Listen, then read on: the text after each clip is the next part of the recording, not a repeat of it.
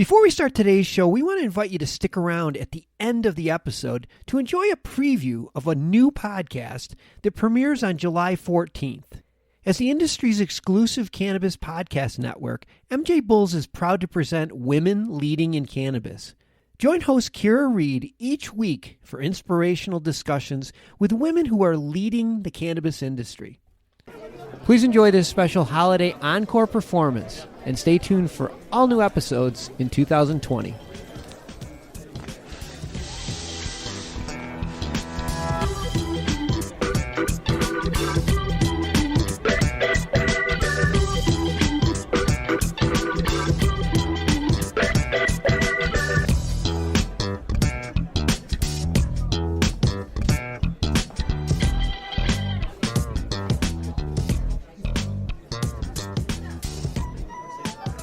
Hey, this is Jim Marty here.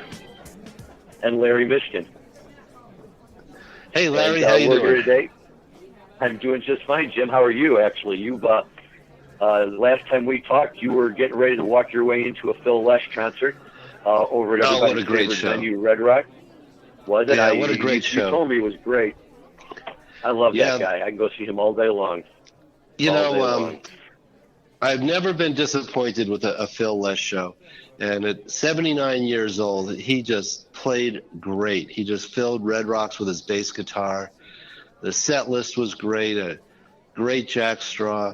And they did a Comes the Time, which I hadn't really seen performed live in a very long time. In fact, I turned to my son and his girlfriend who were next to me. I said, the last time I saw this song played live, Jerry Garcia was singing, and he was standing right over there. Right, that's right. Yep. I saw Jerry do it a couple of times, too. In fact, I was at the Greek Theater in '85 when they broke it out, and it just, brought the house down. It's a great tune, and listen, who better to cover it than Phil Lesh, right? Yeah, what a great guy. He came out and played with the warm-up band. He did 2 90-minute sets and a Terrapin Station encore at 79 years old. And that's really what's amazing. Think about this, right? I mean, my dad is only a few years older than that, and I couldn't imagine my dad playing rock and roll at all, let alone for 4 hours at a time. Yeah, I was joking to the people next to me. One of the younger musicians from the String Dusters, I believe, was who sat in and filled in the rest of the band. Went up to Phil, and they were kind of talking about what song they were going to play next, and I kind of ad-libbed to my group. I said, what are we going to play next, Mr. Lesh? And we're going to play whatever the fuck I want to play at 79 years old. That's right. So anyway, that's exactly right. We should talk about some cannabis stuff and what's been happening in the last week. We've had major developments. We had the license applications came out in Missouri. And we'll talk about that maybe next week once I have my head around it a little more. And then we had some big developments in Illinois this week that maybe Larry can fill us in on. Well, Jim, I have to tell you, it's like welcome to the big leagues here in Illinois, and we couldn't be more excited after lots of talk and lots of speculation and rumors of every kind you can imagine. Last Friday, we learned that the Illinois House had approved the adult use cannabis bill that was pushed and proposed by new Governor Jay Pritzker. And I was actually out in Boston at the time visiting my son when I got word, and my phone started ringing off the hook, and I was getting more texts than I knew what to do with. And I said to my wife, we better enjoy this weekend because I might not have another one off in a long time. This is just great, though, and what I like about it is it sounds like it's a very reasonable bill in terms of how it's going to work. It has good personal limits for both in-state and out-of-state in terms of what you can purchase at a time. And most importantly, Jim, it's something that you and I talked about previously, is it's got a wonderful social equity component to it that will hopefully get very much involved people who come from those neighborhoods that were disproportionately affected by the war on drugs. We just could not be more excited about the bill here. Really, the only thing that people are wondering is how the heck do I get one of these licenses? And unfortunately, the news I have to give to everyone is that basically for the first year, you're not going to get one. They're going to allow the medical people to run the show with their current cultivation centers, and every current medical dispensary license holder can apply to make their medical dispensary a medical/adult use dispensary, and they can also get up to one additional license for a separate standalone adult use dispensary. So, whether that'll be enough, I don't know. And in fact, that's the first thing I wanted to ask you, Jim, because one of the big issues here is this question of, can the medical people currently keep up with the demand that's anticipated? And I know Colorado kind of did it a little bit differently, but what happened with the demand in Colorado and the ability to service it when adult use kicked in? Yeah, well, for the most part, the people who had medical marijuana dispensaries saw their sales increase between 50 and 100%. So the cultivation people really had to step up their game and get product to market so it could be sold. When does the adult use program open up in Illinois? When will the first legal adult use cannabis be sold? January 1st. Just a few months off. We're heading in that direction. So what they're doing is the current medical people, within the first 30 days now that the program has been announced, they can go ahead and they can start submitting their applications to expand their current facility into a double use and for the additional license. And from what I know, from talking to some of those license holders, they've already been at this for a while in anticipation of this happening. And it's going to be quite a thing. Illinois' medical program has been, I don't want to say a total failure, but not the financial bonanza that any of the license holders imagined it would be, given the severe restrictions in Illinois on becoming a medical patient and the devastatingly low number of patients, even right now, that are actually available and have the ability to go buy the medical cannabis. And now they're going to go from many of these people barely holding on to what we hope will be, a turnaround in tremendous financial success. Illinois will, as soon as this bill passes, Illinois becomes the second most populous state after California with an adult use program, and Illinois' population is double that of Colorado's. And we've seen the numbers that Colorado has brought in. So I got to tell you, this state desperately needs that kind of revenue, and Pritzker has made it a key component of his budget, anticipated revenue from this new adult use market. Absolutely. Yes, we have, Bridgewest has several Illinois clients, and they have really struggled. They had far more production capacity than they had patients on the roll. So that was a huge drag on the Illinois medical marijuana model. So hopefully that will be fixed with this move to adult use. Yeah, the suggestion I would have is to see if they'll allow the cultivators to start a harvest, 60 to 90 days before January 1st, so that they will have enough product on hand come January 1st of 2020. Well, I think that's going to be the biggest issue for, I'm sorry, you go ahead. No, you go. Yeah, what's going to be interesting here is, and in fact, somebody asked me this question the other day. Well, as an adult use, why the heck should why do I need my medical marijuana card anymore? I said, well, starting with the assumption that you really did need it in the first place, or however you want to address that situation. But you can speak to this very well, and I've seen it firsthand myself. If you're going into a Colorado dispensary to make a purchase, if you're a patient in the program in Colorado, the price is significantly less. Isn't that correct? Yes, slightly better pricing, but a very significant difference in the taxes that you pay.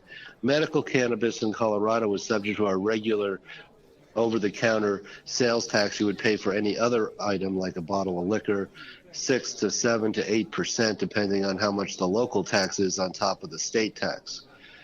So that's the only tax on medical marijuana. On adult use, there's a 15% excise tax when the pounds are transferred from the cultivation to the retail. So if you're retail only, there's a 15% excise tax. Because we have slightly overproduction here in Colorado and falling prices, that excise tax has been pushed back onto the producer. So if a producer has his costs down to, $300 or $400 a pound, he's got to add another $150 onto each pound for the excise tax. So if you're producing for $450, your true cost when you pay the excise tax is $600 for that pound. And that's true even if you transfer it internally from your grow to your dispensary on an integrated model. So my clients in Denver who are selling ounces for $75 because of the competitive nature are also complaining that they basically feel like there's a 40% tax on the adult use cannabis. You've got a 15% excise tax, and instead of a 22% sales tax, the sales tax on adult use is 22%. So 22 plus 15 gets you to 37%. And that's what my clients said, we're eating this 40% tax. I was at a dispensary today giving a tour to an out-of-state client, and all the postings on the board were, $25 for an eighth includes sales tax. So the retailers and the cultivators really feel that they have to eat that sales tax to stay competitive in our market of falling prices. The other big wrinkle on as medical goes to adult use is, what is the minimum age to purchase? So in Colorado, you have to be 21 to purchase cannabis, but you can get a medical card and buy cannabis at 18 when you have a medical card. So that's a big driver. Illinois is 21 and 21, but I see where that could be an issue, over in Boulder where the university is, a lot of the students have their medical card because that's the only way they can buy cannabis from age 18 to 21, legally that is. Right, that works out just fine. I hate to say it, but it's a far cry from the way we used to get cannabis when we were back in college in the early 1980s. Kind of like night and day situation. Instead of worrying, can I even find somebody who will sell it to me? And I hope it's not dirt from outside. Right? College kids are going in and they're buying the best stuff around. Yeah, my out-of-state client was very impressed and amazed at the variety of strains and all the different products that she could buy. I joked with her. I said, it's kind of like going to Disneyland, isn't it? Oh, the first time I walked into a Colorado dispensary in 2014, at some point, I did exactly what I said. I said, it's like I died and gone to Disneyland. Look at this. This is just unbelievable. Who would ever imagine that you could walk into a store just as an adult, just show them an ID and in you go. And they're not just selling it, but you can see it and it's there and it's, try this, try that. It's really something. And I think it's going to be a big, big hit in Illinois. We're very, very excited about it, both from the financial perspective, which also includes, and I know you guys have a lot of this cannabis tourism. And, I have to keep telling everybody that although it's a very tempting idea, you're probably not, in fact, you're not going to be able to go to that adult use dispensary and pick up a pre-roll of Cubby Kush and take it out to the bleachers in Wrigley Field. You might have a little bit of a problem if you do that. We don't have any public consumption, and I don't kind of running out of our allotted time slot here, but we have a very pro cannabis governor right now, Jared Polis, and somebody was explaining to me all the bills that he is signing into law this month that'll take effect July 1st. So we're going to have publicly traded companies can buy Colorado cannabis companies. Looks like we're going to get on-site consumption. And then there was several other just sort of technical correction bills, but those were the big ones. And I said to this politician who was telling me about this, I said, were there any marijuana bills that came to the legislature this session, which ended in May, that the governor didn't sign, that didn't make it? And he thought for a minute, he goes, no, actually, all the cannabis bills that came through the legislature looks like they're going to be signed and passed into law. So, another big one is University of Colorado Pueblo is going to open a true research and development center that's going to be funded by the state government. So Colorado is continuing to emerge as a leader in the business side of cannabis and also the scientific study of cannabis. And very glad to see Colorado doing that. No, that's great stuff. And I'm going to want to follow up with you perhaps in a future episode and talk more about this on-site consumption and, public consumption, because I'll tell you, nothing has even happened here yet other than the announcement. I've already had 3 clients call me. They want to open up a smoking lounge. Well, you can't do that under the Illinois law just yet, but people are looking that far down the road and see that coming, and that could change the way we go out and recreate. Yeah, whenever we talk about on-site consumption, well, of course, public safety, driving's an issue, but not with Uber and Lyft. There's no reason to drive if you're impaired on any substance. But people point out to me that, I believe I have the number correct, that 40% of alcohol sales are on-site consumption in bars and restaurants and sporting events. So it's a huge new potential business opportunity to have this on-site consumption. I think it'll be great. It'll be, to be able to go and do it anywhere, that you could otherwise, congregate and recreate and relax. And listen, I'm hoping that it's going to happen soon enough for me to be able to go out and really enjoy it. Larry, ask me about the next show I'm going to go to at Red Rocks. Well, I was just about to do that, Jim, because I have a suspicion that I know where you're going. So please tell us. Well, for many years, the last weekend of June, we get 3 widespread panic shows at Red Rocks: Friday, Saturday, and Sunday. And the Sunday is kind of a get out of town. It starts at 5 or 6 p.m. This year it's 6 p.m.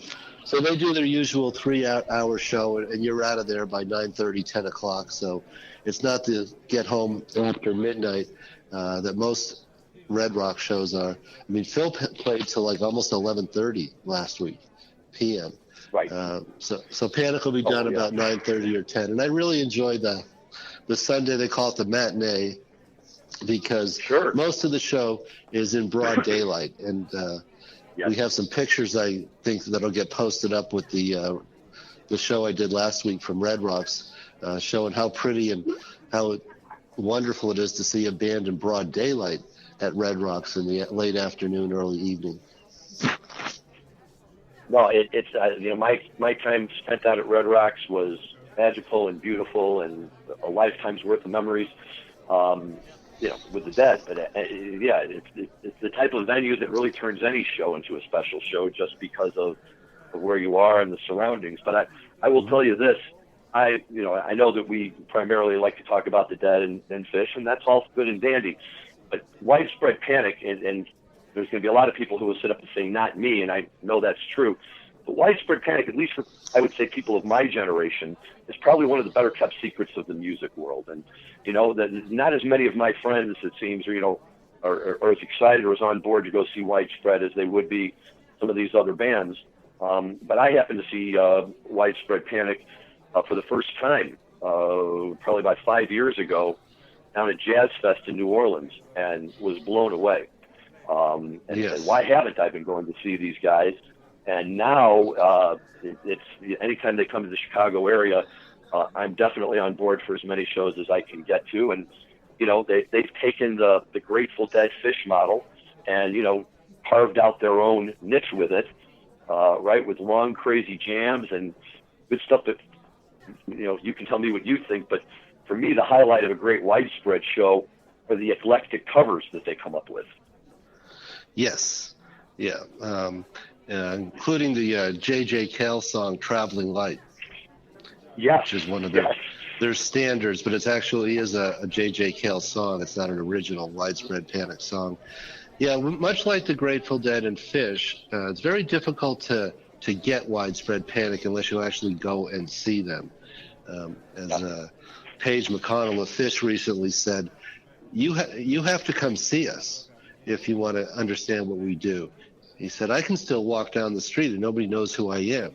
You have to be in the same room as us to get what we do. It's very true of Widespread Panic. You just don't get that band until you see them. I've been fortunate enough I've done a little newspaper work over the years, and I've got to interview John Bell and David Schools. And, David Schools is certainly one of the great, bass players in rock and roll today. He's another one that can just fill up Red Rocks with that big 6-string modulus. Yep, David. Well, David Schools himself can almost fill up Red Rocks, but that's a whole other story. Right, he's a big man. He's a big man. He's a big man. But he stands up there, and boy, he just belts it out. And I have to tell you, Jimmy Herring is one of my all-time favorite guitar players. And he's a great one. I can't get enough of that guy. He never sings. Jimmy Herring never sings. I don't know if he does have much of a voice, but in 2002, the Grateful Dead, post Jerry, had their first official quote-unquote Terrapin family reunion at Alpine Valley up in Wisconsin. And, they had these 2 all-day events with all sorts of other bands. And then both nights, this new revitalized, whatever they were calling themselves at the time, the Dead reunion, they got up there on the stage and came out and just pranked. And I was going to tell you what song they played, and now I can't even remember. But it was, I know what I was. Yeah, I know. It was one of those things. But, this live music and everything is absolutely wonderful. Yeah. So anyway, I'm looking forward to seeing Widespread Panic here at the end of this month. And then, of course, July 5th and 6th will be the 2 Folsom shows at CU Boulder to finish Dead & Company summer tour. I've heard a little bit of it. They're playing pretty good. John Mayer is really playing some blues. They're breaking out some old Pigpen songs, like Hard to Handle. I'm trying to think of some of the other ones they've been doing recently in this current tour. But John Mayer's really stepping out. I'll be seeing them 1 week from tonight at Wrigley Field. Yep. So I'm looking forward to it. Here's what I was going to tell you before. We went to that show up in Wisconsin. Jimmy Herring was the lead guitar player for them. And I thought that at the end of the 2 nights that I saw them, that he stole the show from all of them. They had him up on stage with all these other guys and Bobby, and it was great to see them all. And I couldn't take my eyes off of Jimmy Herring all night. Just standing there. Other than the fact that he didn't sing, it was just like Jerry. Right. Well, and just to bring some of the other people who aren't as familiar with Widespread Panic, the reason Jimmy Herring is in the band is one of their founding members and lead guitarist, Michael Hauser, died at a very young age of cancer. He died in 2002. I don't even know if he was 50 years old yet. And so it left a huge void. It could have brought that band to its knees and had them fold up their tent. But they persevered on. And after a few different tries with lead guitar players, Jimmy Herring has been part of the band now for probably a good 10 years. Yep. And like I say, it just adds a whole nother dimension to them. And, I'm already envious of you because as much as I'd love to see him, I can't get out to Colorado that weekend. But keep the musical theme in Red Rocks going. I will be at Red Rocks at the end of July to see Tedeschi Trucks. Excellent. I'll look forward to seeing that with you. Yes. So, well, this is great, man. I love this stuff and hope you have a great time at those shows and lots of good stuff going on. I'm off to New Orleans on Monday for the big MJBulls conference down there, which they're doing. One thing that's really interesting this year, they're doing a simultaneous, almost the same size event in the same convention center for hemp. So hemp and CBD are sweeping the country. Yeah. It's a craze. You see it everywhere. I just came back from Missouri, which we'll talk about on the next show. But driving around Missouri, we saw these really large CBD stores. Yep. They got it going on down there, too. It's a whole new world, buddy.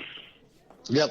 All right, well, I think we're at the end of our time slot, so we'll go ahead and sign off for the Deadhead Cannabis Show.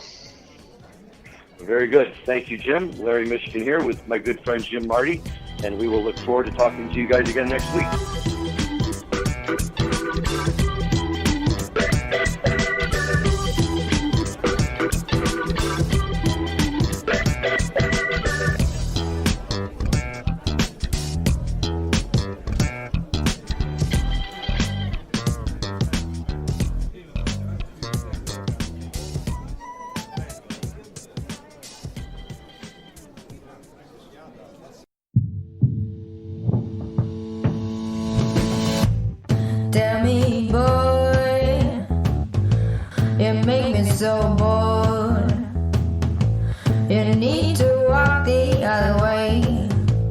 I tell you once more, please get out of my way. I don't want you no more. We're done here, boy. I know you think you're so fine, but you can't see clear. I've been wanting to